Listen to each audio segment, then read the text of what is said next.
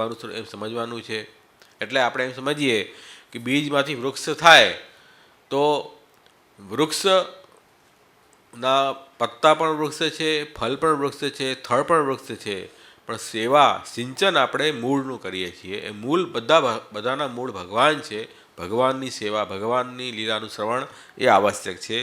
એટલા માટે અહીંયા બીજા અધ્યાયના અંતમાં એ વાત કહી, નહીં અથ અન્ય શિવ પંથા વિશત સંસ્કૃતામ ઇવ વાસુદેવે ભગવતી ભક્તિ યોગો યતો ભવેત. એટલે સંસાર ચક્રમાં જે મનુષ્ય પડેલા છે એમના માટે સૌથી ઉત્તમ સાધન એ છે કે ભગવાન કૃષ્ણની પ્રેમથી ભક્તિ એને પ્રાપ્ત થાય. એનાથી અતિરિક્ત કોઈ કલ્યાણકારી માર્ગ અહીંયા નથી. આ સૌથી કલ્યાણકારી માર્ગ છે. ભગવાન બ્રહ્મ કાસ્નેયન ત્રિણવિક્ષ્ય મનીષયા તદ અધ્યવશ્યત કૂટસ્થો રતિરાત્મન યતો ભવેત. એટલે બ્રહ્માજીએ 3 વખત સમગ્ર વેદનું અનુશીલન કર્યું સમાધિમાં બેસીને, અને છેલ્લે બુદ્ધિથી નિર્ણય શું આવ્યો કે ભગવાનના પ્રેમ થાય કૃષ્ણમાં, એ જ સર્વશ્રેષ્ઠ ધર્મ છે. બીજો કોઈ ધર્મ હોઈ શકતો નથી. તો આ વાત આપણે નિર્ણય મગજમાં કોતરી લો કે જીવનમાં કરવા લાયક ભગવાનની સેવા, ભગવાનની કથા, અને જાણવા લાયક તો ભગવાન છે. એની સિવાય બીજો આપણો કોઈ ગોલ જીવનમાં હોવો જ ન જોઈએ. બીજા બધા કામ કરો પણ આ કાર્ય ડિસ્ટર્બ ન થાય એ રીતે કરો. બીજા કાર્ય પણ એટલા માટે કરવાના છે કે ઠાકોરજીની ભક્તિમાં કોઈ પ્રતિબંધ ન આવે એટલા માટે. પોતાના મોજશોખ માટે, સંસારમાં આસક્ત થવા માટે આપણે પ્રવૃત્તિ નથી કરવાની, પણ ભગવત સેવા સ્મરણ, સેવા યામવા, કથા યામવા એ નિરંતર ચાલતી રહે જીવનમાં. એટલા માટે અન્ય પ્રવૃત્તિ પણ કરવાની છે. એવા અભિગમથી આપણે જીવવું છે. તો આપણે વૈષ્ણવ છીએ. નહીં તો ખાલી કહેવાતા વૈષ્ણવ છીએ, સો કોલ્ડ વૈષ્ણવ. શું થવા ફાયદો? અને ન કરી શકો તો કમસે કમ બુદ્ધિમાં નિર્ણય તો આ રાખો. તો નથી કરી શકતા કોઈ કારણસર, બુદ્ધિમાં એવો દ્રઢ સંકલ્પ તો કરો કે મારે આ કરવું છે પણ નથી કરી શકાતું, એ મારી વીકનેસ છે. આવો પણ તમે ભાવ રાખશો, કોઈક ના કોઈ દિવસે પ્રેરણા થશે, તમે કરવા લાગી જશો. એ વાત સમજી લો. તો અહીંયા એટલા માટે જ અહીંયા એ વાત બતાવી, તસ્માત સર્વાત્મના રાજન હરિ સર્વત સર્વદા શ્રોતવ્ય કીર્તિતવ્ય સ્મર્તવ્ય ભગવાન નૃણામ. તો એ ભગવાનનું, હરિનું શ્રવણ કીર્તન સ્મરણ કરતા રહો. એ જ મનુષ્ય માટે સર્વશ્રેષ્ઠ ધર્મ છે. આ વાત બતાવીને અને હવે 3જા અધ્યાયમાં આપણે આવીશું. 3જો અને 4થો અધ્યાય એ શ્રદ્ધાનો પ્રકરણ છે. શ્રદ્ધા એટલે સત્યને ધારણ કરવું, એનું નામ શ્રદ્ધા. સત્ય કોણ છે? સત્યમ પરમ ધીમહિ. પહેલાં જ જોઈ ગયા આપણે. સત્ય ભગવાન છે, કૃષ્ણ છે, એમને હૃદયમાં ધારણ કરવા એ શ્રદ્ધા છે આપણી. સંસારને ધારણ નથી કરવાનો, ભગવાનને ધારણ કરવાના છે. એ શ્રદ્ધા છે. અને એવી શ્રદ્ધા જેનામાં આવે એ વ્યક્તિ જે છે, પણ શું થાય છે કે પરમ ફલ તો ભગવાન છે પણ રુચિ થતી નથી, રસ થતો નથી. એનું કારણ શું? તો કે આપણી ઇન્દ્રિયો કેમ પ્રવૃત્ત થતી નથી ભગવાનના શ્રવણ કીર્તનમાં, સેવામાં? તો કે ઇન્દ્રિયોનો દોષ હશે. અને ઇન્દ્રિયોને કંટ્રોલ કરનારના દેવતાઓ છે. તો દેવતાઓનો દોષ હશે, તો દેવતાઓને ખુશ કરો. તો અહીંયા એક લિસ્ટ બતાવી છે આખી ભાગવત 3જા અધ્યાયમાં, કે અલગ અલગ કામનાઓ માટે અલગ અલગ દેવતાઓ બતાવ્યા છે. બ્રહ્મ તેજની કામના હોય તો બ્રહ્માજીનું ભજન કરો, ઇન્દ્રિય સતેજ કરવી હોય તો ઇન્દ્રનું ભજન કરો, સંપત્તિ જોઈએ તો માયાનું પ્રસન્ન કરો, ધન જોઈએ તો વસુને પ્રસન્ન કરો. એમ અલગ અલગ 28 પ્રકારની, 29 પ્રકારની કામનાઓ છે. એના સામે દેવ બતાવ્યા છે. આ દેવની ઉપાસના કરવાથી આ ઈચ્છાઓ પૂરી થશે. તો કહે છે કે આ જે બધી ઈચ્છાઓ છે ને, પ્રાકૃતા સકલા દેવા ગણિતા અંધકમ બૃહદ. જેટલા બી દેવતાઓ છે ને પ્રાકૃત છે. એ તમારી પ્રાકૃત ઈચ્છાઓ પૂરી કરી શકે. પ્રાકૃત એટલે જે કાલને વશ હોય, પ્રકૃતિથી રિલેટેડ હોય, પ્રાકૃત કહેવાય. અને પ્રકૃતિ એમાં ખલબલ કોણ કરે? કાલ કરે.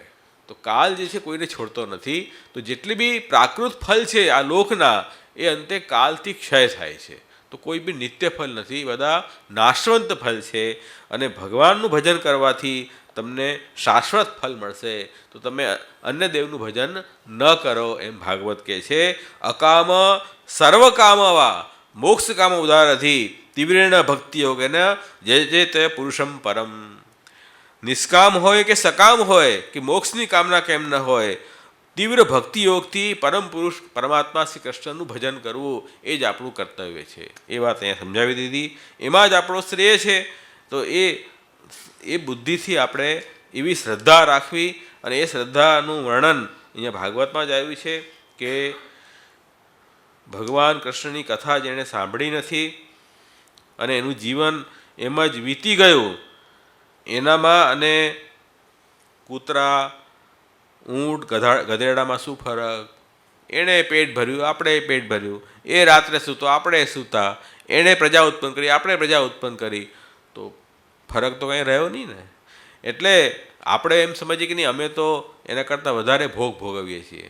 અમે મોટા મોટા બંગલામાં રહીએ છીએ, મોટા મોંઘા મોબાઈલ વાપરીએ છીએ, અને અમે ફોરેનમાં ફરીએ છીએ પ્લેનમાં. એ સુખ માણીએ છીએ કે નહીં?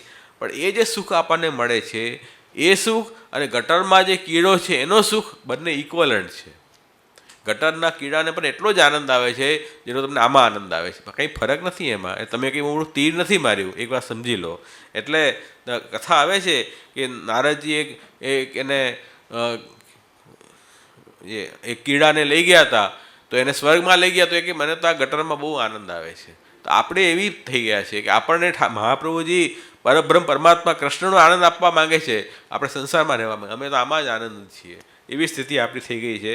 તો કહે છે કે એટલા માટે અહીંયા શ્રદ્ધાનું વર્ણન કર્યું કે જે સૂતજી છે કહી રહ્યા છે કે ભાઈ અમે તો જે કાનથી ભગવાનની કથા ન સંભળાતી હોય એ તો સાપના જે બિલ હોય કાણું એના જેવું છે. જે જીભથી ભગવાનનું ગાન ન થતું હોય એ તો દેડકાના જીભની સમાન ટરટર કરવાવાળી છે.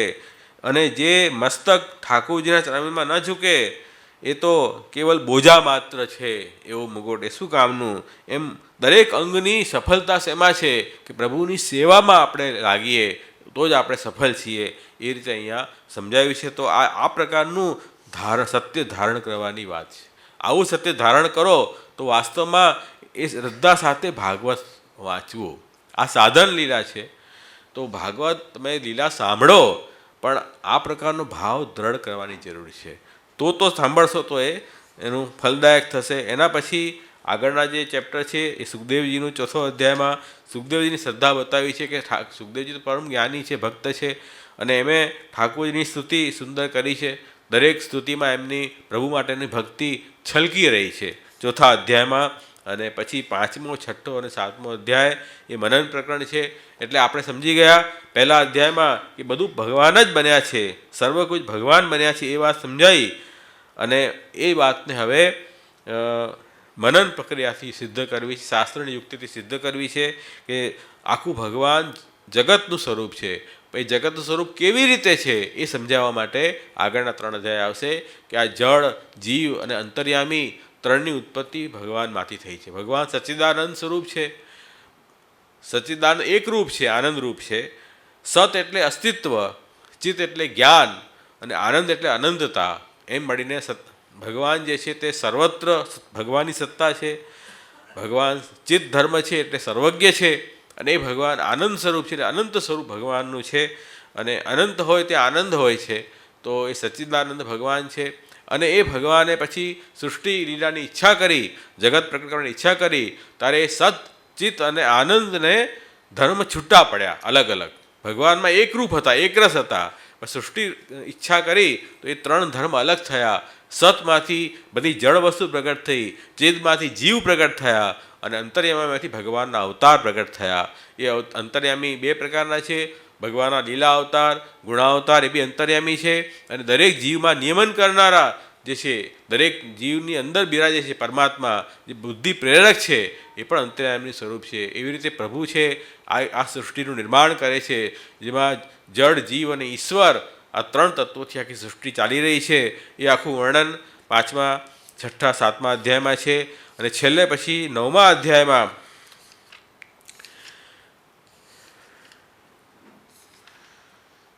ભાગવત ચતુશ્લોકીનું વર્ણન આવી રહ્યું છે.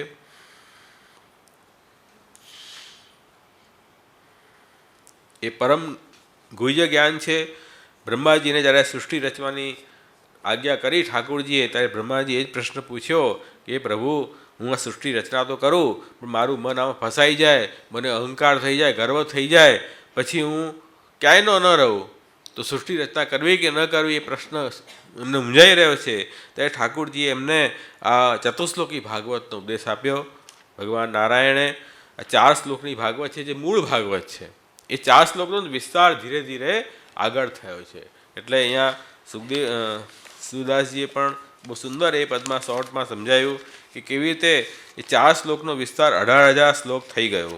એટલે શ્રીમુખ 4 શ્લોક દયે બ્રહ્મા કો સમજાય. સૌથી પહેલાં બ્રહ્માજીનો અહંકાર ન થાય, આનંદથી સૃષ્ટિ રચના કરી શકે એટલા માટે ઠાકુરજી નારાયણે 4 શ્લોક બ્રહ્માજીને સમજાવ્યા, જેને આપણે ભાગવત ચતુશ્લોકી કહીએ છીએ.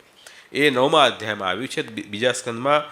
પછી બ્રહ્માજીએ નારદજીને એ વાત કરી. હવે બ્રહ્માજી જે છે તે ઠાકુરજીના ધ્યાનમાં બિરાજે, તપસ્યા કરે. નારદજી કે મારા પિતા બ્રહ્માજી છે, આખી સૃષ્ટિનું રચના કરનારા છે, અને એ કોની તપસ્યા કર્યા કરે છે આખા દિવસ? એમને પ્રશ્ન થયો, ભાઈ આ તો સર્વે સર્વા છે, જગત આખું ઉત્પન્ન કરનારા બ્રહ્માજી છે, પછી એ કોના ધ્યાનમાં બેસે છે? એટલે એમણે પ્રશ્ન પૂછ્યો નારદજીએ. ત્યારે બ્રહ્માજીએ કીધું કે અરે ભાઈ તમે સમજો, ભગવાનની માયા એવી જ છે કે ભલભલાને એવું ભ્રમ થઈ જાય કે હું કરું છું. તમને ભ્રમ થાય એમાં શું નવાઈની વાત છે? તો બ્રહ્માજી નારાયણજીને કીધું કે આ જેટલું બી શક્તિ સામર્થ્ય તેજ દેખાય છે એ નારાયણનું તેજ છે, એ પરબ્રહ્મ શ્રી કૃષ્ણનું તેજ છે, એ સમજો. ત્યારે બ્રહ્માજી એમને 100 શ્લોકમાં આખું ભાગવત સંભળાવ્યું નારદજીને, અને બ્રહ્માજી કીધું કે આનો તમે પ્રચાર કરો. તો એ બ્રહ્મા નારદ શું કહે, બ્રહ્માજી નારદજીને એ 4 શ્લોકનું પછી વિસ્તાર થયો. બ્રહ્માજી નારદજીને કહ્યું ત્યારે નારદ વ્યાસ સુનાઈ. પછી વ્યાસજી વિચારા અસંતોષમાં આવી ગયા, ખિન્ન થઈ ગયા. નારદજી ત્યાં પહોંચી ગયા, એ ભાગવતની પ્રેરણા કરી. તો વ્યાસજીએ પછી સમાધિમાં આખું ભાગવત પ્રગટ કર્યું. અને પછી વ્યાસ કહે સુખદેવ સો, વ્યાસજીએ સુખદેવજીને ભાગવત સંભળાવી, 12 સ્કંદ બનાવી. 12 સ્કંદ થઈ ગયા. સૂરદાસ સોઈ કહે પદ ભાષા કરી ગાઈ. સૂરદાસજીએ પછી ભાગવતને ગાઈ છે, કેમ કે મહાપ્રભુજી કહ્યું છે ને ભાગવતનું શ્રવણ કીર્તન કર્યા કરો, તો સૂરદાસજીએ કર્યું શ્રવણ કીર્તન.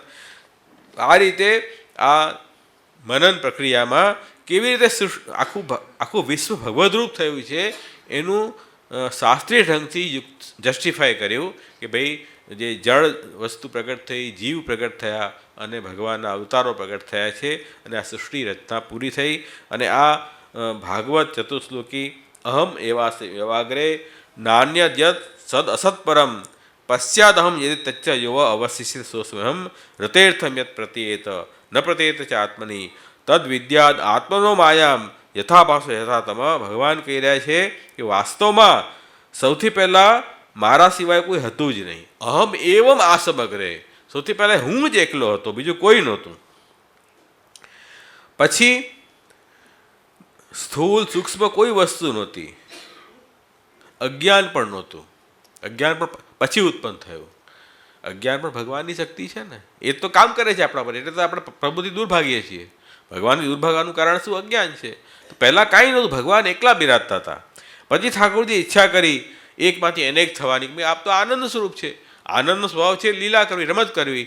રમત માટે પ્રભુએ આ સૃષ્ટિ ઉત્પન્ન કરી. પશ્ચાદ અહમ યદ એ તચ્ચ, પછી જે બી કંઈ તમને દેખાઈ રહ્યું છે એ હું જ છું. આ સૃષ્ટિ જે પ્રગટ થઈ છે એ મારું સ્વરૂપ છે, મારાથી અલગ નહીં સમજો.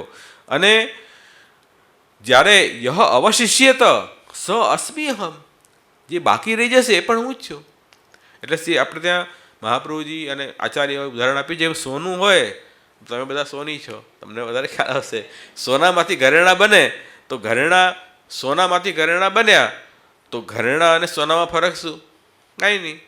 પહેલું સોનું એકલું હતું, પછી એ ઘરેણાના નામ અલગ અલગ થયા, ડિઝાઇન અલગ થઈ, અંતે તો સોનું જ રહ્યું ને.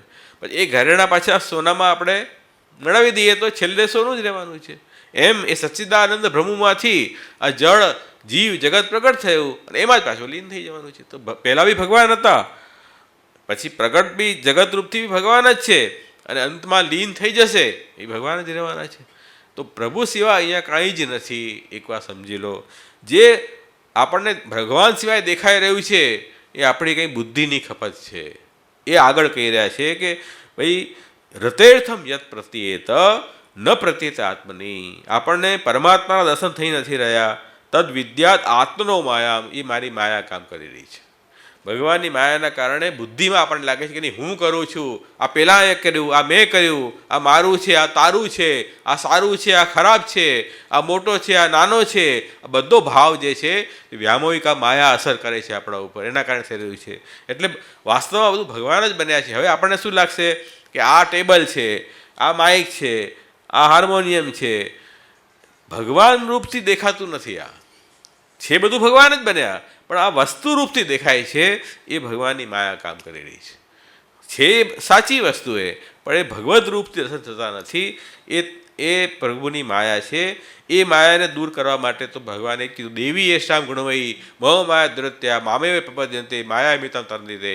એ મારી ગુણમયી માયા છે, એને તમારે કંટ્રોલ કરવી હોય તો મારા શરણે આવવું પડશે. ગીતામાં સ્પષ્ટ ભગવાને કહ્યું, ભગવાનના શરણે જશું તો માયા આપણા ઉપર અસર બિલકુલ ન કરી શકે. એટલે જેમ પેલો માછીમાર જાળ ફેરાવે તો માછલી બધી પકડાઈ જાય, પણ જે માછલી એ માછીમારના ચરણમાં પડી હોય એમાં એ જાળમાં ન ફસાય. એવી રીતે ભગવાનની માયાનો જાળ હોય એમાં કોણ ફસાઈ જાય? જે ભગવાનના શરણે ના આવ્યો હોય એ ફસાઈ જાય છે. એટલા માટે ભગવત શરણાગતિ સ્વીકારવી જરૂરી છે. યથા મહાંતિ ભૂતાની ભૂતેષુ અચ્ચ વચેષુનો પ્રવિષ્ટાની અને પ્રવિષ્ટાની તતેષનો તેષ્વહમ. એટલા માટે કહી રહ્યા છે કે ભાઈ ભગવાન બધામાં પ્રવિષ્ટ છે અને પ્રવિષ્ટ નથી પણ. એવું કેમ? ભાઈ જેમ કે માટીમાંથી ઘડાના બધા વાસણો બન્યા તો બધામાં માટી છે પણ માટી નથી, પણ બધી માટી તો એમાં નથી આવી ગઈ. દુનિયાની બધી માટી થોડી વાસણમાં આવી ગઈ છે, તો માટી એનાથી અલગ પણ છે. એવી રીતે ભગવાન આ જગત બન્યા, પણ જગત બન્યાથી ભગવાન આમાં એક્ઝોસ્ટ થઈ ગયા નહીં, એનાથી વધારે ભગવાન પણ આ તો એક છાંટો માત્ર છે. આવા તો અસંખ્ય બ્રહ્માંડ પ્રભુના શ્રી વિગ્રહમાં ઉડ્યા કરે છે એમ ભાગવતમાં આવે છે. ભગવાનનો જે અક્ષરધામ છે એ અક્ષરધામમાં આવા આપણા જેવા અસંખ્ય બ્રહ્માંડ ઉડે છે, એવા અસંખ્ય બ્રહ્માજી છે.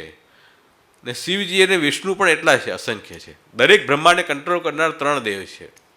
તો એ નારાયણના એ ધામમાં એ સૂર્યમાં જે રચકણો ઉડે એવી રીતે આ બ્રહ્માંડ ઉડ્યા કરે છે. એમાં ક્યાં કોઈનું પત્તો ખાય આપણો? અને એવી સૃષ્ટિમાં આપણે અહંકાર કરી કે હું આ કરું છું. તમે દેખાશો જ નહીં ભાઈ, તમે એમાં દેખાશો, પિક્ચરમાં જ નહીં દેખાવો તમે. રચકણ ક્યાં દેખાય છે? આપણને દેખાય છે ઉડતા રચકણ? તો રચકણ તો એક બ્રહ્માંડ છે. એ બ્રહ્માંડમાં આપણી હેસિયત કેટલી? આપણે છે જ નહીં પિક્ચરમાં. તો એક શેનો એટલો અહંકાર છે માણસને એ સમજાતો નથી. કાંઈક સારું કરી લે એમાં પોતાને મોટો પંડિત માને છે. હું આટલો દ્રવ્ય પાત્ર, હું આટલો વિદ્યા જાણવાળો, હું આટલો ખૂબસૂરત, હું આટલો સમૃદ્ધિવાળો. તમારી કોઈ અસ્તિત્વ જ નથી. પ્રભુની પાસે ઊભા રહેશો ને તમારી શોભા લાગશે, તો બદસુરત થઈ જશો તમે એકદમ. એક વાત સમજો. તો આ રીતે અહીંયા કહી રહ્યા છે કે એતા વદેવ જિજ્ઞાસમ તત્વ જિજ્ઞાસનાત્મનો અન્વય વ્યતિરેકાભ્યામ યસ્યા સર્વદા. તો આ રીતે અન્વય વ્યતિરેકથી એ બ્રહ્મને સર્વત્ર જાણો. અન્વયથી વ્યતિરેકથી સર્વત્ર જે તત્વ વિદ્યમાન હોય એનું નામ બ્રહ્મ. એટલે અન્વય એટલે આ છે તો આ છે એ અન્વય, આ નથી તે વ્યતિરેક. એટલે જેમ આપણે મેં એક્ઝામ્પલ આપ્યું કે માટીના ઘડો છે તો માટી છે, અન્વય. હવે માટીનો ઘડો નથી તો માટી નથી, માટી તો છે, તો વ્યતિરેક નથી મળી રહ્યું. તો વ્યતિરેકથી પણ જે તત્વ મળે એટલે બ્રહ્મ તત્વ એવું છે કે જે બધામાં છે, અન્વયથી પણ છે અને વ્યતિરેકથી પણ વિદ્યમાન છે. એટલે આપણે એમ કહીશું કે જગત છે તો બ્રહ્મ છે, જગત નથી તો પણ બ્રહ્મ તો મળશે જ ને ભાઈ. 100 તોલા સોનું હોય એમાંથી તમે 50 તોલાની ઘરેણાં બનાવો તો 50 તોલા બાકી તો રહેશે કે નહીં રહેશે? બધું થોડી આવી ગયું છે. જગતમાંથી ઈશ્વરમાંથી જગત બન્યું, પણ ઈશ્વર તો હજી ઘણા બાકી છે જ. તો વ્યતિરેકથી પણ ઈશ્વર મળે છે અને અન્વયથી પણ મળે છે. એ તત્વ બ્રહ્મ છે એમ અહીંયા સમજાવ્યું છે. એટલા માટે આ રીતે આપણે આ ભાગવત ચતુશ્લોકી અહીંયા બતાવી. 10મા અધ્યાયમાં જે ભાગવતનું શ્રવણ આપણે કરવાનું કર્તવ્ય બતાવ્યું, સાધન બતાવ્યું, એ ભગવાન 10વિધ લીલાવાળા છે. શ્રી કૃષ્ણ પરમાનંદમ દશલીલા યુતમ સદા સર્વભક્ત સમુદ્ધારે વિસ્ફુરંદમ પરમ નુમા. શ્રી મહાપ્રભુજીએ મંગલાચરણ કર્યું છે કે આ પ્રભુ 10 લીલાવાળા છે. 10વિધ લીલા. 10વિધ લીલા કઈ છે? અત્ર સર્ગ વિસર્ગસ્ય સ્થાનમ પોષણમ ઉતય મન્વંતરે ઈશાનું કથા નિરોધ મુક્તિ આશ્રય દસમસ્ય વિશુદ્ધ્યર્થમ નવાનામેવ લક્ષણમ વર્ણયંતી મહાત્માના સુતેનાર્થીને સાંજસા. એટલે અહીંયા સ્પષ્ટ કહ્યું કે આ ભાગવત પુરાણમાં પ્રભુની 10વિધ લીલાનું વર્ણન છે. પ્રભુની લીલા તો અનંત છે, 10વિધ કેમ? આ કેટેગરી બતાવી છે. જેમ આપણે માણસ તો અબજોમાં હશે, પણ કેટેગરી કરી શકીએ ને આપણે, ભાઈ એશિયાના અલગ, યુરોપના અલગ, અમેરિકાના, એમ કેટેગરી તો બનાવી શકીએ ને. એમ કેટેગરી લીલા તો અનંત છે, એ લીલામાં 10 કેટેગરી બતાવી. આમ ટોટલ 12 છે. 12 લીલા. પ્રથમ સ્કંદમાં અધિકાર લીલા, એ તો સમજી ગયા આપણે. બીજો સ્કંદ સાધન લીલા, એ બી સમજી ગયા, સાધન. હવે એ ભગવાનનું જમણું ચરણાવિંદ અધિકાર લીલા પ્રથમ સ્કંદ, ભગવાનનું સાધન લીલા દ્વિતીય સ્કંદ, એ ડાબુ ચરણાવિંદ છે શ્રીનાથજીનું. તૃતીય સ્કંદ સર્ગ લીલા છે, એ જમણો બાહુ છે. જમણો બાહુ એ સર્ગ લીલા છે. સર્ગ લીલા એટલે શું એ આપણે સમજીએ. હવે શોર્ટમાં આપણે 10મી લીલા સમજાવી દઈશ તમને, પછી તમારું આનંદ આવશે ભાગવત વાંચવામાં. હવે સર્ગ જે છે તે હવે તૃતીય સ્કંદમાં આવવાનું જ છે. આપણે આમે બીજો સ્કંદ પૂરો થઈ ગયો, અહીંયા 10 અધ્યાય પૂરા થયા. તૃતીય સ્કંદની અંદર બતાવી છે કે 33 અધ્યાય તૃતીય સ્કંદના છે, અને એમાં સર્ગ એટલે કારણની ઉત્પત્તિ. સર્ગનો મતલબ શું? કારણોની ઉત્પત્તિ. વિશ્વ બનાવવું હોય તો બેઝિક જે કારણ છે એ તો બનવા જોઈએ. તમારે મકાન ઊભું કરવું હોય તો મકાન ઊભા કરવા માટે તમારે શું જોઈએ? સિમેન્ટ, માટી, સળિયા, લોખંડ બધું જોઈશે કે નહીં જોઈશે? લાકડું, જે બી કંઈ જોઈતું હોય એ હશે તો મકાન બનશે ને. તો એટલા માટે સૃષ્ટિ રચના માટે બેઝિક એલિમેન્ટ કયા જોઈએ? તો કહે છે કે પ્રકૃતિ, મહતત્વ, અહંકાર, પંચ તન્માત્રા, પંચ મહાભૂત, 10 ઇન્દ્રિય અને મન. આટલી વસ્તુ તો કમસે કમ જોઈશે. તો આ બધા તત્વો મળીને અને પછી 4 પ્રકારની બીજ, ઉદ્બીજ, અંડજ, સ્વેદજ, જરાયુજ, એમ ટોટલ 28 ને 4 32, અને એક કાળ, એમ 33 તત્વો હોય ત્યારે સૃષ્ટિ રચના થાય. એટલે આપણાથી તો બહુ પરે છે, હજી તો આપણે આવ્યા જ નથી. હજી તો ખાલી સૃષ્ટિ બનાવવા માટે બધી મુખ્ય મુખ્ય વસ્તુઓ ભગવાને પ્રગટ કરી. કારણની ઉત્પત્તિ એ સર્ગ લીલા. સર્ગ એટલે સર્જન. પ્રભુ સર્જન કરવા માટે કારણો ઉત્પન્ન થયા, એ સર્જન લીલા છે. તો એ અહીંયા સમજાવી રહ્યા છે. એ સર્જન સર્ગ 2 પ્રકારનો છે, લૌકિક અને અલૌકિક.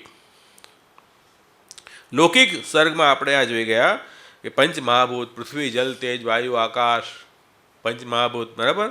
અને 5 તન્માત્રા, શબ્દ, સ્પર્શ, રૂપ, રસ, ગંધ. શબ્દને સાંભળીએ, રસને ચાખીએ, ગંધ સૂંઘીએ, અને રૂપને આપણે જોઈએ.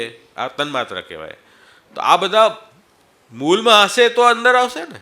જો સરોવર ભરાય પછી ઘરમાં આપણી ટાંકીમાં આવે, સોસાયટીની ટાંકીમાં, સોસાયટીની ટાંકીમાંથી પછી આપણા ફ્લેટની ટાંકીમાં આવે, પછી ફ્લેટની ટાંકીમાંથી બાલ્ટીમાં આવે. તો પહેલાં તો ત્યાં તો પાણી ભરાવવું જોઈએ ને સરોવરમાં. તો પહેલાં આ તો સરોવરની વાત થઈ રહી છે. વિશ્વની ઉત્પત્તિ પહેલાં આ બધા તત્વો ઉત્પન્ન થયા. તો આ બધા તત્વો ઉત્પન્ન થયા. 5 જ્ઞાનેન્દ્રિય, 5 કર્મેન્દ્રિય, કાન, ત્વચા, આંખ, જીહ્વા, નાક, 5 કર્મેન્દ્રિય, વાણી, હાથ, પગ, પાયું, ઉપસ્થ, 4 અંતઃકરણ, મન, બુદ્ધિ, ચિત્ત, અહંકાર. આમ 24 તત્વો પ્રગટ થયા.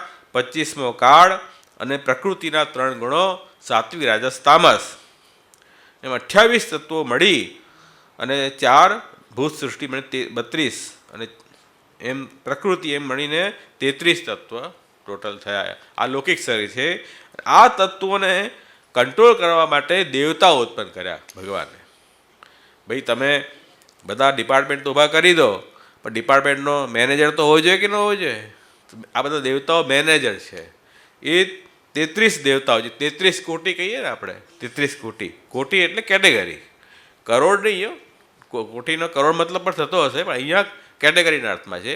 33 કોટી દેવતાઓ પ્રગટ થયા આ બધા તત્વોને કંટ્રોલ કરવા માટે. એમાં કયા એ 33 દેવતા? 8 વસુ, અગ્નિ, પૃથ્વી, વાયુ, અંતરિક્ષ, આદિત્ય, ધૌ, ચંદ્રમા અને નક્ષત્ર. 8 વસુ. 11 રુદ્ર, અને 12 આદિત્ય, એક ઇન્દ્ર અને એક પ્રજાપતિ, એમ ટોટલ 33 કોટી દેવતા થયા. આ બધા ભગવાનના સેવક છે, હાથ જોડીને ઊભા હોય, શું આજ્ઞા આપની એ પ્રમાણે કરીએ. પણ એમને અધિકાર મળી જાય ને પછી ભગવાનને ભૂલી જાય. પછી જેમ ઇન્દ્ર ભૂલી જાય ભગવાન, પછી ઇન્દ્રના માથા પર ટકોર કરે ઠાકોરજી, એટલે પછી એને જ્ઞાન આવે, હા ભૂલ થઈ ગઈ. આવું ચાલ્યા કરે. તો આપણે આ મહાપ્રભુજી કહે છે તમે ભગવાનનો આશ્રય રાખો, આ દેવી દેવતાનો આશ્રય કરતી કંઈ ફાયદો નહીં થાય તમને. આપણે શું છે કે પેલી સકામ ભાવના એટલી બધી વધારે દ્રઢ છે ને આપણી, કે આપણને ઠાકોરજી તો ઈચ્છા પૂરી કરતા નથી, આ દેવી માતાને માનતા માની લઈએ, આ દેવનું માનતા માની લઈએ. પણ આપણે સમજતા નથી કે આ લોકો પણ પ્રભુની ઈચ્છા વગર કાંઈ નહીં કરી શકે. આપણે ત્યાં વાર્તા આવે છે બુલા મિશ્રની, એ વિદ્યાદેવીની ઉપાસના કરવા ગયા વિદ્યા પ્રાપ્ત કરવા માટે. વિદ્યાદેવી ભગવાનને પૂછવા ગયા કે આને વિદ્યા આપી કે ના આપી. ભગવાન કે નહીં આપવાની, તો ન આપી. તો હવે એક તો અન્ય આશ્રય કર્યો, ઠાકોરજીમાં અવિશ્વાસ કર્યો, ઠાકોરને છોડીને વિદ્યાદેવી પાસે આવ્યા. વિદ્યાદેવી કીધું તને વિદ્યા નહીં મળે, ઉપરથી ઓર્ડર નથી. પતી ગઈ વાત. તો શા માટે પ્રભુને છોડવા? ઠાકોરજીને આપવું હશે તો પ્રભુ એમ જ આપી દેશે. તો આ બધા દેવતાઓ તો કંટ્રોલર છે, પ્રભુની સેવા કરી રહ્યા છે. આપણે એમને ભગવાનના સેવક માનીને જય શ્રી કૃષ્ણ કરવા, આદર સત્કાર કરવો, એમને પોતાના સ્વામી માનવાની જરૂર નથી. ભાઈ રાજા હોય અને સર્વન્ટ હોય, બંનેમાં ફરક છે. એમ માનીને આપણે વ્યવહાર કરવો જોઈએ. એટલે મહાપ્રભુજી આગળ કરે છે કે આ બધા ભગવાનની વિભૂતિ છે, સન્માન આપો એમને. મળે જય શ્રી કૃષ્ણ તો ખુશ થશે. ઠાકોરજીને યાદ કરાવ્યા, અમે તો ભૂલી જઈએ ઠાકોરજીને વારે ઘડીએ, કામમાં ફસાઈ જઈએ ને ભૂલી જવાય, એવું થાય. ઘણા ઘરનાને ભૂલી જાય છે ને કામમાં ફસાઈ જાય તો પછી તો આવું થાય છે ઘણી વાર. સંસાર એવો જ છે. આ રીતે આ 33 અધ્યાયો આ અધ્યાયના છે. હવે એમાં પાછા 2 પ્રકરણો બતાવ્યા છે, બંધ સૃષ્ટિ અને મુક્ત સૃષ્ટિ. આ પાછું શું આવી ગયું, બંધ સૃષ્ટિ મુક્ત સૃષ્ટિ? એ શ્રી મહાપુરુષે બતાવ્યું છે કે ભાઈ સૃષ્ટિ ઉત્પન્ન થાય તો એમાં સૃષ્ટિમાં બંધાવવું તો પડે ને, છૂટો થોડી ફરી શકે માણસ. સનકાદી મુનિ કે હું અમે નહીં બંધાઈએ. બ્રહ્માજીએ કીધું ભાઈ તમે મને ઠાકોરજીની આજ્ઞા છે તમે પ્રજા ઉત્પન્ન કરો. સનકાદી મુનિ કે નહીં, અમે તો આમાં ક્યાં ફસાઈ ચક્કરમાં, અમે તો ભગવાનના ગુણ ગાશું. જતા રહ્યા. બ્રહ્માજીને ગુસ્સો આવ્યો ને પછી શિવજી પ્રગટ થયા બ્રહ્માજીના ભ્રુકટીમાંથી. તો આવું થાય છે. તો બંધ સૃષ્ટિમાં શું થાય છે, બંધન કરવું પડે, બંધાવવું પડે સૃષ્ટિમાં. તો બંધાવવું બી પડે ભાઈ, પ્રભુની ઈચ્છા તો બંધાવવી પડે. અને બંધાયા હોય એને ઠાકોરજી મુક્ત પણ કરે છે. મુક્ત સૃષ્ટિ અને બંધ સૃષ્ટિ બંને પ્રકારની સૃષ્ટિ હોય, કેમ ન હોય? તો પ્રભુની સામે કોઈનું ચાલતું નથી, એ વાત સમજવાની વાત છે. તો અહીંયા ઠાકોરજી પોતે ગુણાતીત રૂપથી પ્રગટ થાય, પ્રકૃતિથી અતીત ભગવાનનું જે સ્વરૂપ છે વિરાટ રૂપ, એ આપણે જોયું. પ્રકૃતિથી અતીત અપ્રાકૃત સ્વરૂપ છે ભગવાનનું, એ ભગવાનનું એક સ્વરૂપ છે. પછી ભગવાન ગુણને ધારણ કરીને સૃષ્ટિ પ્રગટ કરે, બ્રહ્મા વિષ્ણુ શિવ રૂપથી, એ સગુણ સૃષ્ટિ છે. પછી ભગવાનનો કાલ છે, કાલ એટલે ભગવાનની ચેષ્ટાને કાલ. ચેષ્ટા એટલે સમજો છો આપણા અલગ અલગ પોઝ, જેમ તમે બેઠા છો, ક્યારેક હાથ આમ કરો, ક્યારેક આમ કરો, ક્યારેક થાકી જઈએ તો આમ કરીએ. તો આ શું છે, પોઝ છે આપણા નવા. આ ચેષ્ટા છે આપણી. તો ભગવાનની ચેષ્ટા જે છે ને એ જ કાલ છે.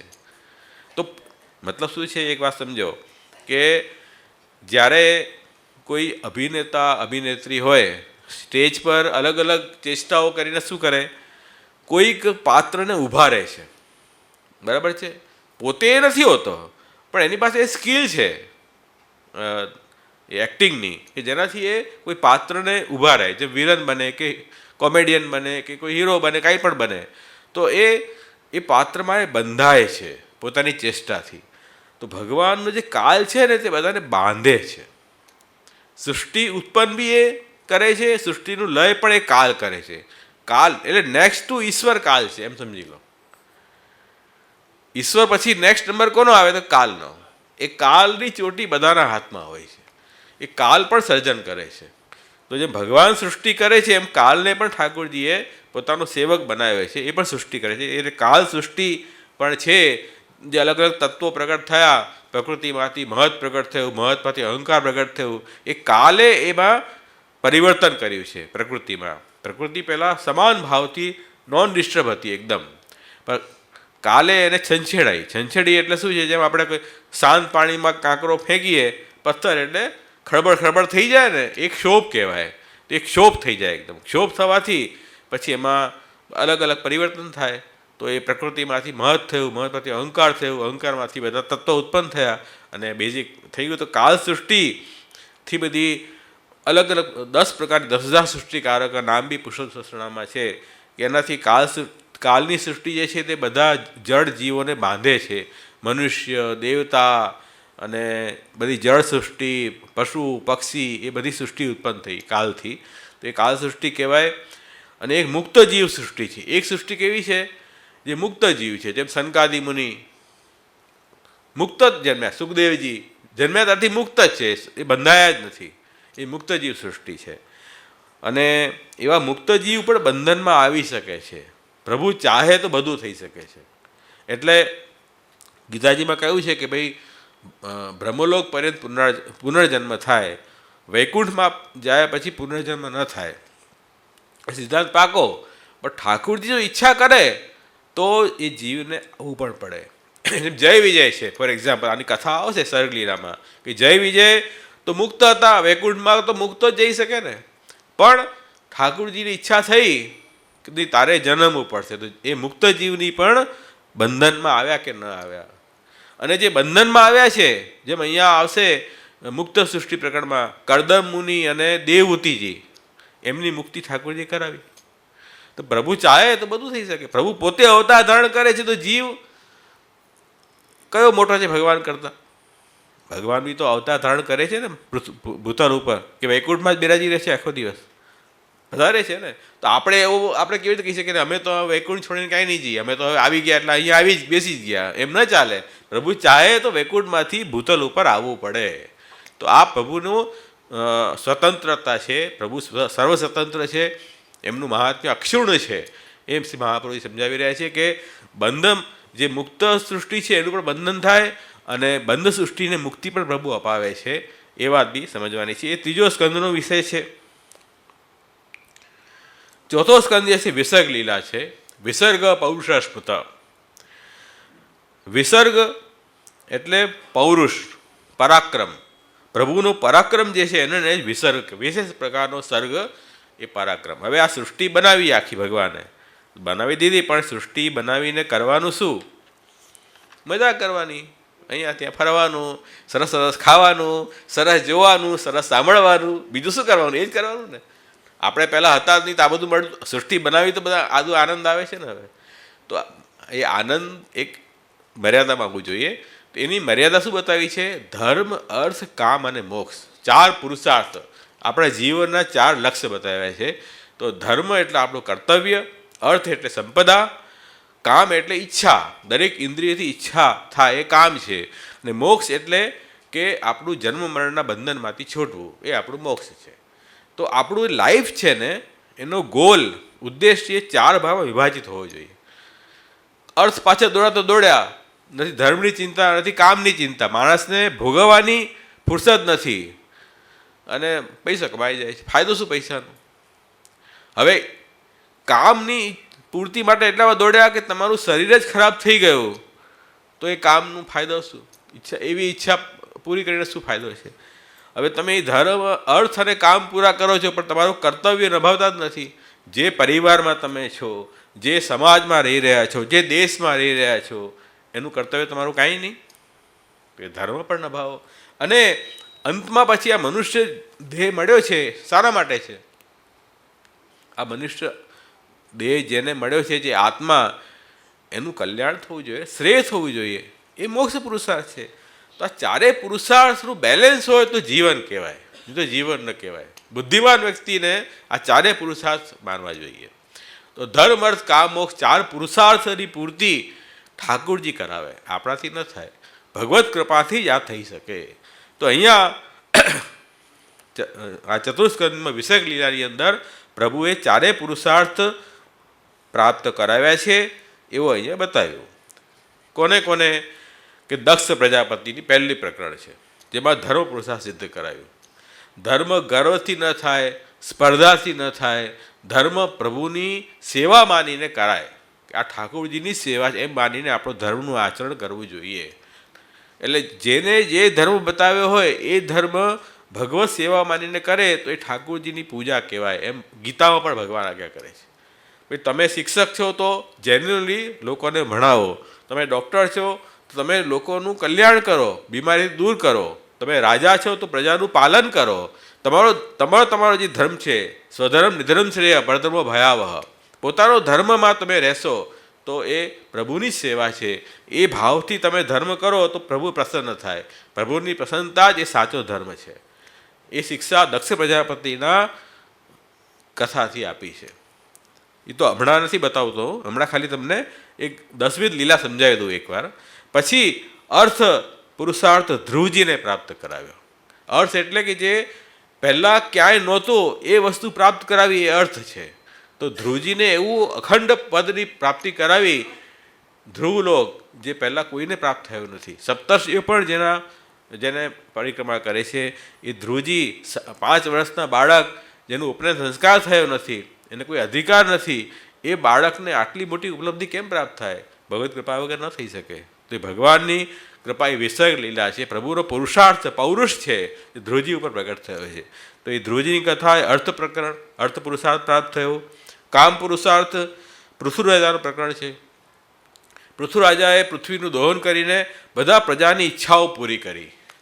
પૃથ્વીમાંથી બધી વસ્તુ કાઢી અને દરેકને જે વસ્તુ જોઈ એ વસ્તુ આપી. પ્રજાનું પાલન કર્યું અને અંતમાં પૃથુરાજાને પણ ભગવત પ્રાપ્તિ થઈ. એ કામ પુરુષાર્થનું પ્રકરણ છે. ચોથું મોક્ષ પુરુષાર્થ છે, જેમાં પુરંજન આખ્યાન આવશે. પ્રાચીન બલિ રાજાનો મોક્ષ થશે. સંસારી જીવ કેમ ફસાયેલો રહે છે અને અંતમાં એને નરકની પ્રાપ્તિ થાય છે, તો સંસારમાંથી જલ્દી નીકળવું એ આપણો જીવનું કર્તવ્ય છે. એ પુરંજન આખ્યાનથી નારદજીએ ત્યાં સમજાવ્યું છે. પ્રાચીન બલિ ઋષિને એનો મોક્ષ કરાવ્યો છે. અને એના પછી પ્રચેતા એમના પુત્ર છે, એ ધર્મિષ્ઠ છે, ભગવાનના ભક્ત છે, અને શિવજીની કૃપાથી ભગવત પ્રાપ્તિ એમને થઈ. એ વિસર્ગ લીલા એ ચોથો સ્કંદનો વિષય છે. 5મો સ્કંદ સ્થાન લીલા છે. સ્થિતિ વૈકુંઠ વિજય સ્થાન.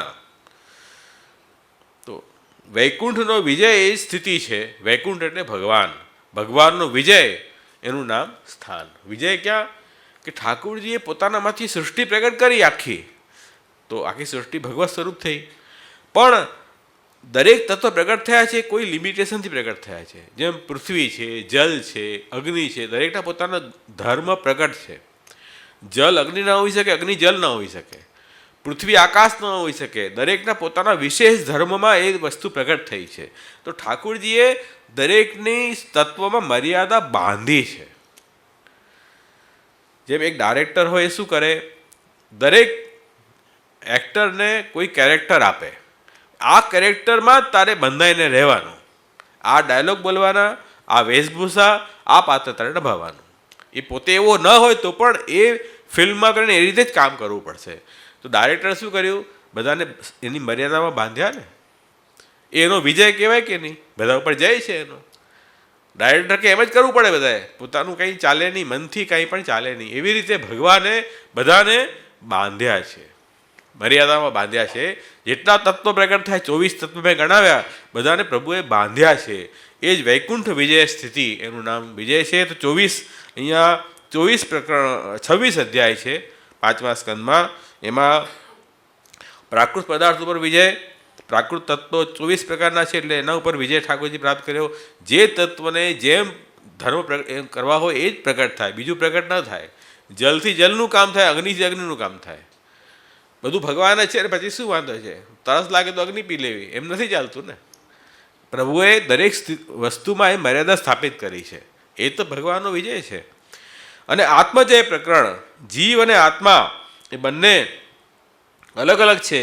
એ બંનેને પણ પ્રભુએ પોતાનામાં સ્થાન આપ્યું છે, મોક્ષ આપીને. તો એ રીતે અહીંયા સ્થાન લીલા બતાવી. એના પછી પુષ્ટિ લીલા સ્કંદ છે, એ 6મો સ્કંદ છે, 19 અધ્યાયનો સ્કંદ છે. એમાં પુષ્ટિમાં શું કહ્યું છે? પોષણમ તદ અનુગ્રહ. ભાગવતમાં કહે છે કે ભગવાનનો અનુગ્રહ એનું નામ પોષણ. અનુગ્રહ એટલે સ્વીકારવો.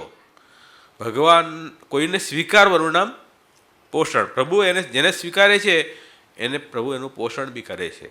તો એ જે કહી રહ્યા છે કે ઠાકુરજીનું અનુગ્રહ જે છે, જેના ઉપર જેને અનુગ્રહ પ્રભુને કરવો હોય એમાં કોઈ મર્યાદા આડે નથી આવી શકતી. પ્રભુએ સ્થાન લીલામાં મર્યાદા બાંધી, કાલની, દેશની, કર્મની બધી મર્યાદા બાંધી.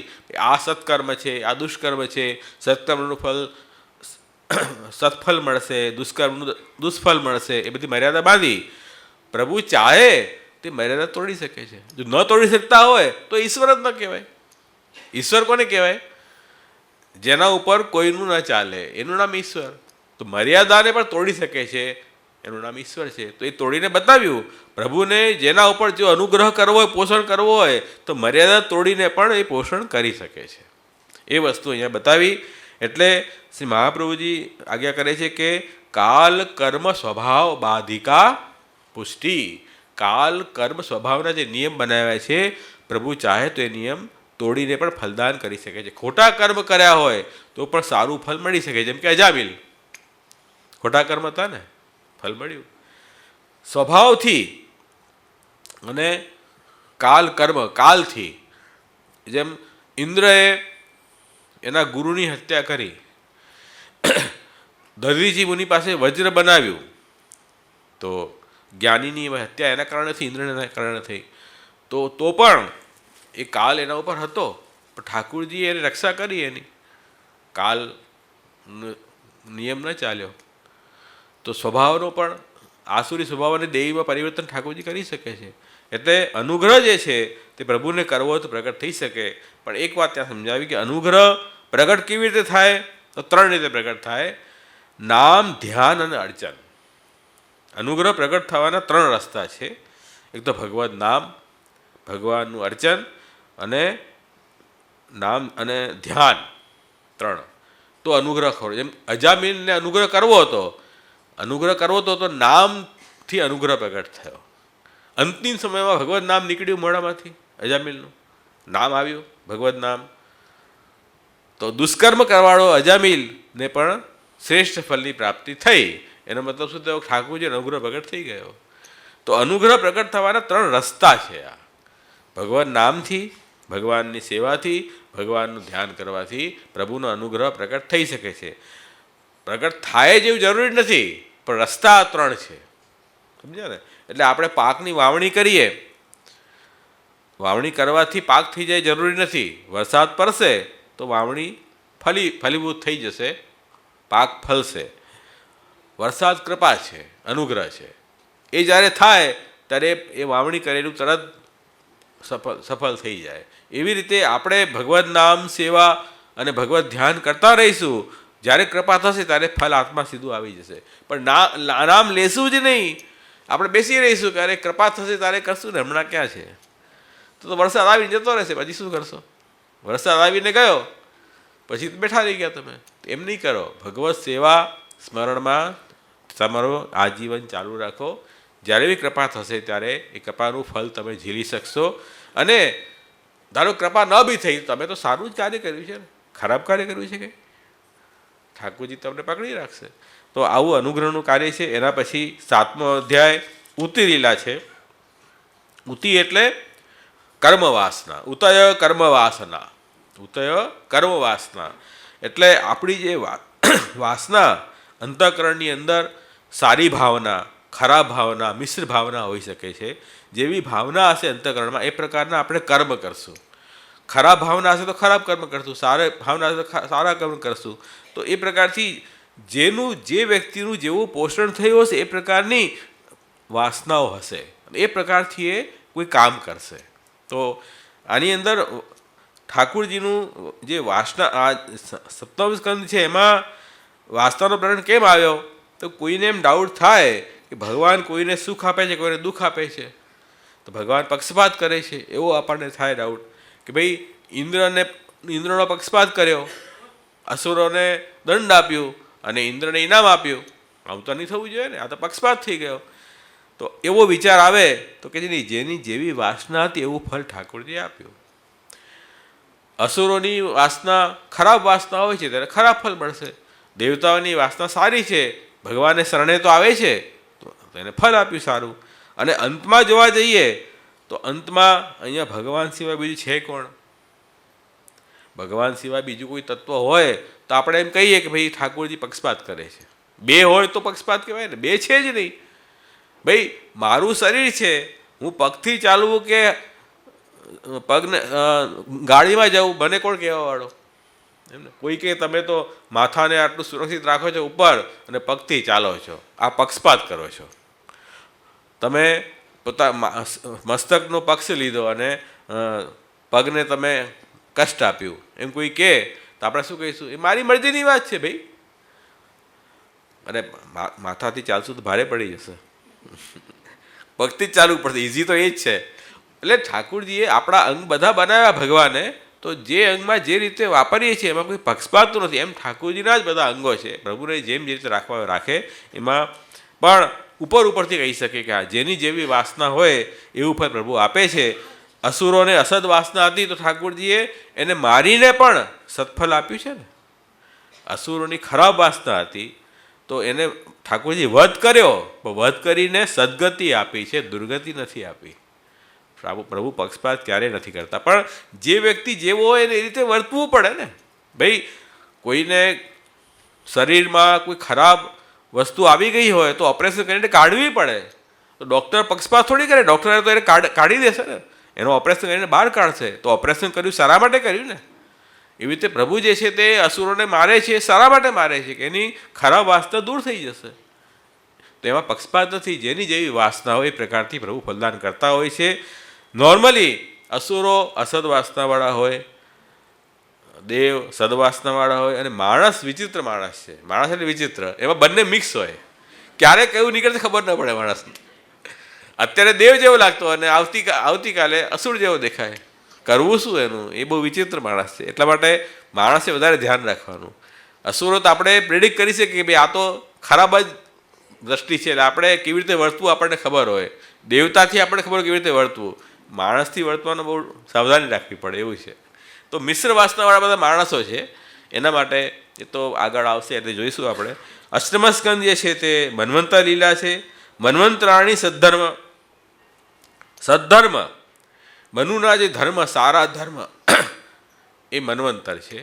એટલે મન્વંતર એટલે કાલનો ટાઈમ છે કે 71 ચતુર્યુગ ઇક્વલ ટુ 1 મન્વંતર.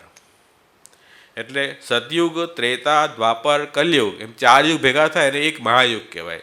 એવા 71 વખત મહાયુગ થાય, એક મન્વંતર કહેવાય. એક મન્વંતરમાં એક કેબિનેટ બેસે.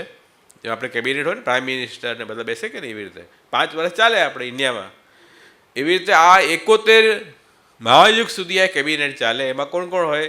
મનુ ભગવાન હોય, મનુ ભગવાનના પુત્ર હોય, દેવતાઓ હોય, ઇન્દ્ર હોય, અને દેવતાના પુત્ર હોય, અને ભગવાનનો એક અવતાર હોય. આ 6 જણ મળીને એનું શાસન કરે. તો એ લોકો મનુ ભગવાન, મનુ એટલે જેમાંથી માણસ થયો, મનુ આપણા આદર્શ છે. તો એમણે આદર્શ ધર્મની સ્થાપના કરી કે આ મન્વંતરમાં આ ધર્મ મુખ્ય. અત્યારે આપણું જે છે તે વૈવસ્વત મન્વંતર ચાલે છે, વૈવસ્વત મનુનું મન્વંતર ચાલે છે. તો એમાં મુખ્ય દાન ધર્મ બતાવ્યો છે, એકાદશી ધર્મ, દાન, આ બધું. તો કે મન્વંતર સદ્ધર્મ છે. સદ્ધર્મ કરવાથી શું થાય? તો કે સદ્ધર્મ કરવાથી આપણી જે ખોટી વાસનાઓ છે ને તે નીકળી જાય. સારા ધર્મનું આચરણ કરવાથી અસદ વાસનાઓ દૂર થાય. આપણે જોઈ ગયા કે સદવાસના, અસદ વાસના. તો અસદ વાસનાથી આપણે આપણો નિકાલ કરવો પડશે ને. તો એ સદ્ધર્મનું આચરણ સારા ધર્મનું આચરણ કરવાથી અસદ વાસનાઓ દૂર થાય. એ મન્વંતર સ્કંદ બતાવ્યું છે. એમાં પ્રકરણો પણ છે અલગ અલગ. એના પછી 9મો સ્કંદ જે છે ઈશાનું કથા. ઈશ અને ઈશના હરેશ્ય અનુવર્તી નામ અવતાર અનુચરિતમ સતામ ઈશ કથા પ્રોક્તા. તો ઈશ એટલે ભગવાન અને અનુ એટલે ભગવાન અનુસરનારા ભગવાનના ભક્તો, એમની કથા જેમાં આવી હોય તે ઈશાનું કથા. તો જે ભગવાનના ભક્તોની કથા હોય એ શું કહેવાય? ભક્તિ. ભગવાનના ભક્તો શું કરશે? ભક્તિ જ કરશે ને. તો આ ભક્તિ સ્કંદ છે 9મો સ્કંદ. ભક્તિ બહુ જરૂરી છે. તમે સદ્ધર્મથી, આચરણથી અસદ વાસના ખરાબ કાઢી મૂકી, પણ અંદરની એક વાસના રહી જાય છે કે હું જીવ છું આ વાસના તો રહી જાય છે. હું દેહ છું, હું ઇન્દ્રિય છું, પ્રાણ છું, આ તો આપણું જળ વસ્તુમાં આપણો અહંકાર હતો, એ મિથ્યા અહંકાર હતો, એ સદ્ધર્મથી દૂર કર્યો. પણ અંતમાં જઈને હું જીવ છું એ ભાવ રહે છે, એ પણ અહંકાર છે. હું જીવ કેવો છું? દાસોહમ, હું ભગવાનનો દાસ છું, એ ભાવ આવવો જરૂરી છે. નહીં તો પાછો જીવ અટવાશે. દાસની ભાવના નહીં આવે તો પાછો જીવ ઈશ્વરથી બહિર્મુખ થઈને સંસારમાં ફસાઈ શકે છે. એટલા માટે ભક્તિ પણ એટલી જ આવશ્યકતા છે. એટલા માટે ત્યાં કહ્યું છે કે બહુજન્મ વિપાકે ન તપો ધ્યાન સમાધિભી નરાણામ ખીણ પાપાનામ કૃષ્ણે ભક્તિ પ્રજાયતે બહુનામ જન્માનામ અંતે જ્ઞાનવાન મામ પ્રપદ્યતે. તો કહે છે કે ભાઈ કેટલા જન્મોના વિપાક પછી જ્ઞાન થાય અને જ્ઞાનથી ભગવાનની શરણાગતિ જીવ સ્વીકારે છે, તો ત્યારે જઈને એની વાસનાઓ નિર્મૂળ થાય પૂરી. તો ભક્તિ શરણાગતિથી જ જીવને સુખ શાંતિ મળી શકે છે. તો ભક્તિ એટલે મહાત્મિકાન પૂર્વસ્તુ સુદૃઢ સર્વત્રિક સ્નેહ ભક્તિ. તો ભક્તોના સૂર્યવંશના રાજાઓ, ચંદ્રવંશના રાજાઓની કથાઓ છે, બધા ભક્તો છે. એટલા માટે એનું વર્ણન આ સ્કંદમાં આવ્યું છે. ભગવાન રામનું ચરિત્ર આવ્યું છે 9મા સ્કંદમાં. તો ભગવાન ભક્તોની ચરિત્રની કથા છે, એનાથી ભક્તિ પ્રગટ થાય. તો જુઓ હવે યુટર્ન ક્યાંથી આવ્યો? પોષણ 6ઠ્ઠો સ્કંદ. ત્યાંથી પછી 7મ સ્કંદમાં આવ્યા કર્મ વાસના, ખરાબ વાસના અને સારી વાસના. હવે યુટર્ન લેવા, હવે આગળ નથી વધવાનું, હવે પાછા બેક ટુ ધ ઈશ્વર જવાનું છે. એટલે અસદ વાસના દૂર કરીને સદ્ધર્મ પકડ્યું. સદ્ધર્મથી પછી ભક્તિ તરફ આવ્યા.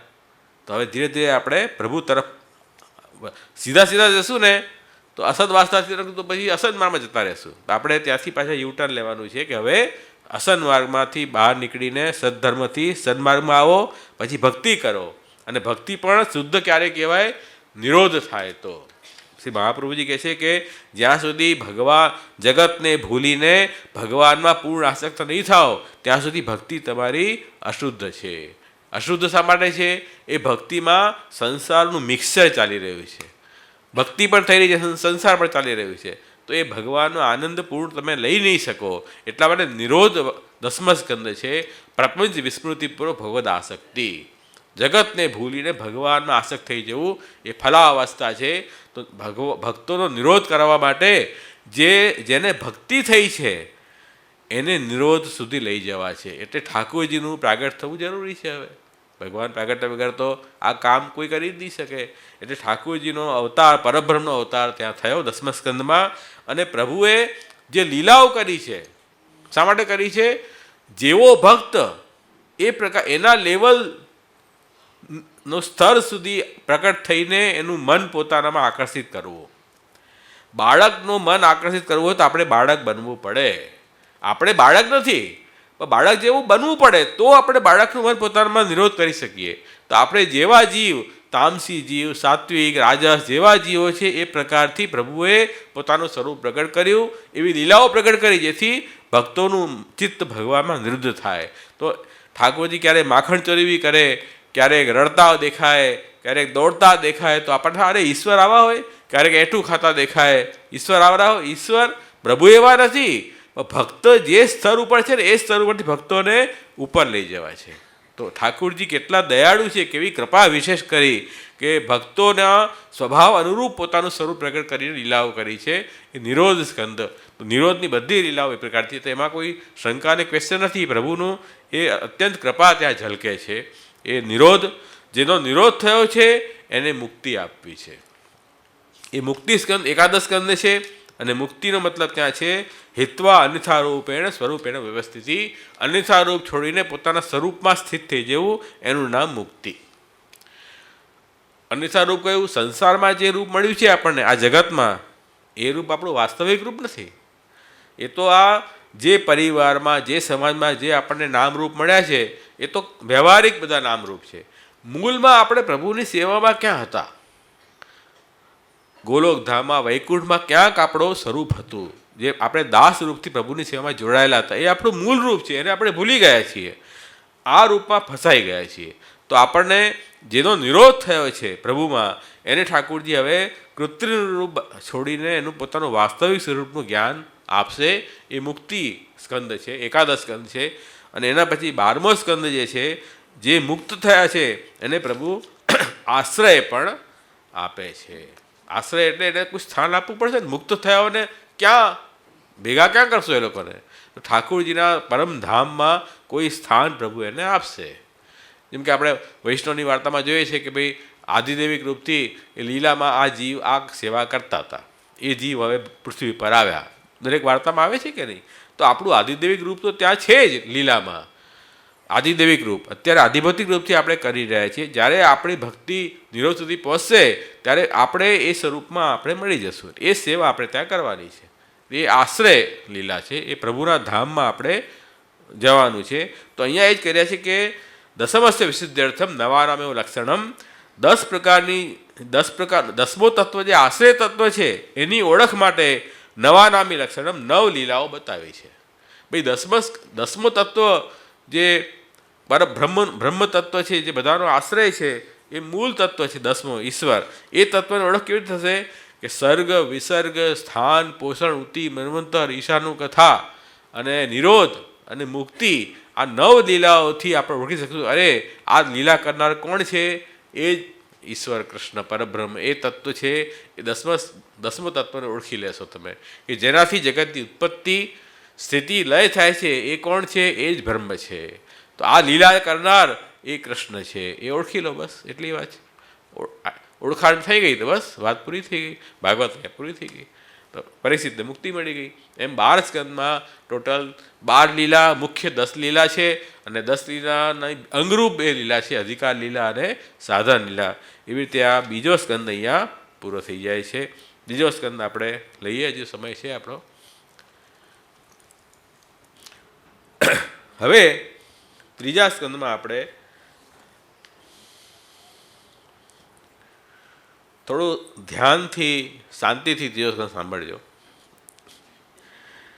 કેમ કે આમાં તત્વ નિરૂપણ છે થોડું, એટલે ધીરજ નહીં ખોઈ દેતા. બસ એટલું કહું છું. બને એટલું હું સરળ કરવાનો પ્રયાસ અવશ્ય કરીશ.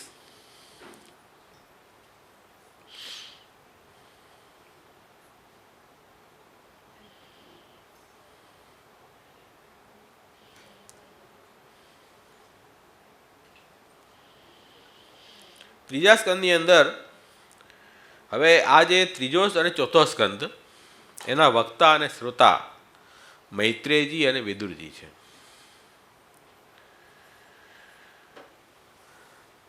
આમાં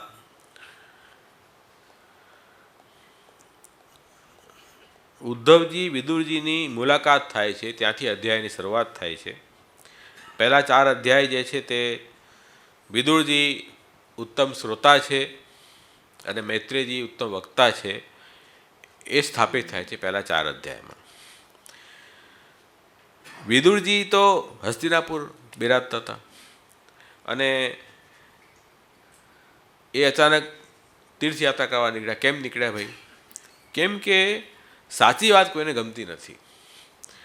હસ્તિનાપુરમાં ધૃતરાષ્ટ્ર, દુર્યોધન જેવા અધર્મી લોકો રહે અને એ પછી ભગવાન પોતે દૂત બનીને આવ્યા સંધિ માટે કૌરવ પાંડવોની, અને સમજાવ્યું કે ભાઈ તમે વધારે ન આપો, 5 ગામ ખાલી આપી દો, એનો અધિકાર છે, તમારા ભાઈઓના છોકરાઓ છે, કાંઈ નહીં માંગે.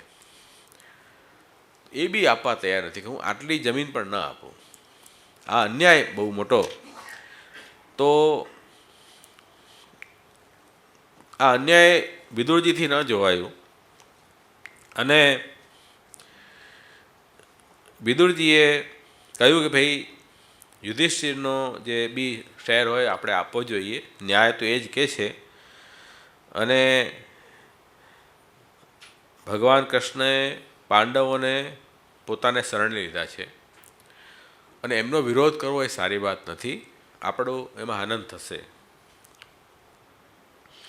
દેવતાઓ, બ્રાહ્મણો, મોટા રાજાઓ પણ ભગવાનના પક્ષમાં છે. તો આ અયોગ્ય છે. એ બધી વાત સારી વાત સમજાવી, પણ જેની બુદ્ધિ ઠસ થઈ ગઈ હોય ને એ કોઈ વાત સમજવા તૈયાર ન થાય. તે કેટલું સમજાવો ને, દુર્યોધન તો પહેલાં ન સમજે. એમણે તો બહુ ખરાબ રીતે અપમાન કર્યું વિદુરજીનું. જેમ કે વિદુરજી એમના કાકા થાય, બહુ ખરાબ રીતે અપમાન કર્યું, અપશબ્દનો પ્રયોગ કર્યો. એટલા અપશબ્દના કારણે ધૃતરાષ્ટ્ર તો મૌન રહ્યા. એ તો પુત્ર મોહમાં એટલા આસક્ત છે કે એને ધર્મ કંઈ દેખાતું નથી. એનો છોકરો જ દેખાય છે દર વખતે, બીજું કંઈ દેખાતું જ નથી. તે સ્થિતિમાં વિદુરજીએ કીધું કે હવે આપણે જ્યાં ભગવાનના ભક્તોનો વિરોધ થતો હોય એ સ્થાને આપણે બેસવું ન જોઈએ. આવી હિંમત બધામાં નથી હોતી. એક ખાસ ધ્યાન રાખવું કે જ્યાં આપણા ગુરુ, જ્યાં આપણા પ્રભુ, જ્યાં વૈષ્ણવનું અપમાન થાય, અનાદર થાય, એ સ્થાનમાં યા તો આપણે વિરોધ કરવો યા ત્યાંથી આપણે ઊભા થઈને જતા રહેવું. એ ખાસ ધ્યાન રાખવું. વિદુરજીએ વિરોધ પણ કર્યો અને ત્યાંથી નીકળી ગયા. પછી જવું ક્યાં? કે આપ તો ભક્ત છે. વિદુરજી તો ભગવાનના ભક્ત છે. એટલે ઠાકુર જ્યારે દૂત તરીકે પધાર્યા હસ્તિનાપુરમાં ત્યારે દુર્યોધનના મહેલમાં નથી રહ્યા, વિદુરજીની ઘરમાં રહ્યા છે. ભલે ત્યાં વૈભવ એટલો નહોતો, ભક્તિ હતી ને. ઠાકુરજીને ભાવ અને ભક્તિના ભૂખ્યા છે. તમારા સમૃદ્ધિના ભૂખ્યા પ્રભુ ક્યારેય પણ નથી. પ્રભુ પાસે તો બધું જ છે. આખી સૃષ્ટિ એમની જ તો છે, એમણે જ તમને આપી છે. તો એમના ઉપર તમે શું ઉપકાર દેખાડો છો? એટલા માટે એવા ભાવવાળા ભક્ત એમણે તીર્થયાત્રા કરવાનું શરૂ કર્યું. કેમ કે જો ઠાકુરજીની સેવા ઘરમાં કરવી એ બી ભક્તિનો એક પ્રકાર છે, બાહ્ય પ્રકાર છે. અને પ્રભુને હૃદયમાં ધારણ કરીને અને પ્રભુની ક્રીડાસ્થલીમાં પ્રભુનું સ્મરણ કરતા ફરતા રહેવું એ તીર્થાટન પણ ભક્તિનો જ પ્રકાર છે. મહાપુરુષજી બતાવ્યો છે કે સેવા ન બનતી હોય તો આ બી એક પ્રકાર છે. અને ત્રીજો પ્રકાર ભાગવતનો આશ્રય, ભાગવતનું શ્રવણ કીર્તન સ્મરણ, આ ત્રીજો પ્રકાર ભક્તિનો છે. મુખ્ય 3 પ્રકાર ભક્તિના શ્રી મહાપ્રભુજી આપણને સમજાવ્યા છે. તો વિદુરજીએ તીર્થાટન કરવાનું શરૂ કર્યું અને તીર્થાટનમાં ઘણા બધા તીર્થોમાં ફર્યા. અને એનો ફલશ્રુતિ શું આવી કે તીર્થથી એમનું દેહ શુદ્ધ થયું. દેહ શુદ્ધ થવાથી એમને ભગવાનના ભક્તના દર્શન થયા. એ હતા ઉદ્ધવજી. ઉદ્ધવજીનો મેળાપ થયો. તો તીર્થનું ફલ શું છે? પ્રભુના દર્શન થવા, ભગવાનના ભક્તોના દર્શન થવા એ તીર્થનું ફલ બતાવ્યું છે. તો અહીંયા એ જ બતાવ્યું કે 4 અધ્યાયમાં પહેલાં દેહ શુદ્ધિ થઈ વિદુરજીની. બીજા અધ્યાયમાં ઉદ્ધવજીએ ભગવદ્ લીલા સંભળાવી, વ્રજલીલા સંભળાવી. એનાથી એમનું હૃદય શુદ્ધ થયું, અંતઃકરણ શુદ્ધ થયું.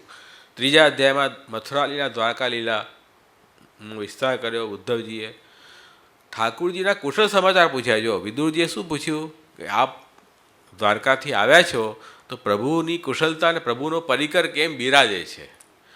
એટલું પ્રશ્ન સાંભળતા માત્રથી જ ગળગળા થઈ ગયા અને કેટલી વાર સુધી બોલી જ ન શક્યા.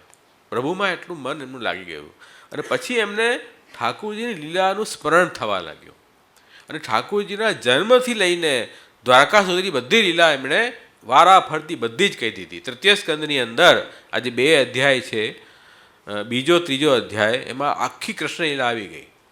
કંઈ બાકી અત્યારે હું નથી કરતો કે એ આપણે ઓલરેડી 10મા સ્કંદમાં લેવાની જ છે, અત્યારે સમય બી નથી. પણ વ્રજલીલા, મથુરા લીલા, દ્વારકા લીલા બધી લીલાનું સ્મરણ કર્યું. અને એ કૃષ્ણનું સ્મરણ થવાથી હવે મને બહુ વિચલિત થઈ ગયો છું એમ ઉદ્ધવજી કહે. વિપ્રયોગમાં, પ્રભુના વિપ્રયોગમાં બહુ એ દુઃખી થઈ રહ્યા છે. એ આખું છે. તો એ ઉદ્ધવજીના મુખથી જ્યારે ભગવદ્ લીલા સાંભળી ત્યારે એમને અંતઃકરણ શુદ્ધ થયું, ભગવાનના ગુણોનો પ્રવેશ થયો. અને પછી 4થા અધ્યાયમાં એ વસ્તુ આવી કે ઠાકુરજીએ એમને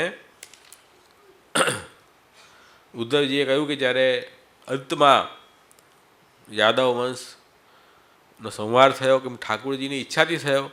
પ્રભુને થયું કે આ જે યાદવ વંશ છે એ મારા સામર્થ્યથી બિરાજી રહ્યું છે, મારા વગર આને કોઈ કંટ્રોલ નહીં કરી શકે. અને હું જ્યારે ભૂતલો પર નહીં હોઉં ત્યારે નિરકુંશ થઈ જશે, પછી આમને કોણ સંભાળશે? એટલે સૌથી પહેલાં મહાભારત દ્વારા અધર્મીઓ રાજાનો નાશ તો કરાવ્યો જ, પણ પછી પોતાના વંશનો પણ પ્રભુની ઈચ્છાથી નાશ થયો છે. કોઈ કહે છે કે શ્રાપથી થયો, આમ થયો, એ તો બધા નિમિત્ત છે. મૂળમાં ભગવાનની ઈચ્છા હતી, કેમ કે હવે પોતાનું પરિકર સમેટવો છે. જે સ્થાનથી આવ્યા છે એને ત્યાં પહોંચાડી દેવા છે.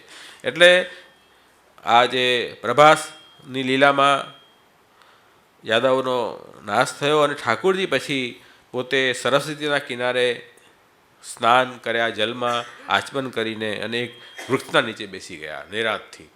હવે કોઈ કામ બાકી નથી રહ્યું, બસ શાંતિ એકદમ. તો વૃક્ષ છે ને, વનસ્પતિએ ભક્તોનું સ્વરૂપ બતાવ્યું છે. વૃક્ષ પરોપકારી છે કે નહીં?